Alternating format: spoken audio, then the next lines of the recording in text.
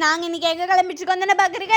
எங்க ஊருக்கு ஒரு 10 கிலோமீட்டர் தள்ளி மானாமதி கண்டிகை என்ற ஊர்ல புனித காணிக்கை மாதா கோவிலுக்கு தாங்க போறோம். அவங்கள பார்க்க தான் நாங்க இங்க கிளம்பிட்டு இருக்கோம். எவ்ரி இயர் February 2 அப்போ எங்க திருவிழா நடக்குங்க.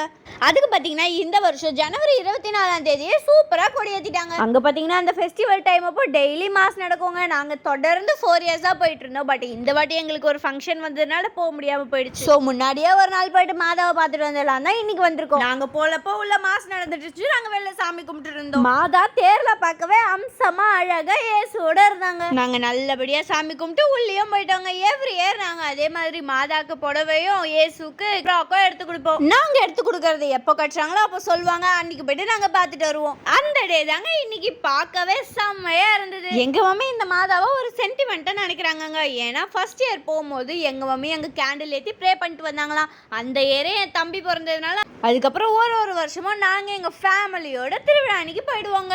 இதெல்லாம் பாத்தீங்கன்னா ஒரு வருஷம் எடுத்த போட்டோ. இது இந்த வருஷம் எடுத்த போட்டோங்க. இது லாஸ்ட் இயர் நாங்க மாதாக்கு வாங்கி கொடுத்த சாரிங்க. ஒரே குலம் ஒருவனே தேவன், எல்லா கடவுளுமே எங்களை பொறுத்த வரைக்கும் ஒண்ணுதாங்க.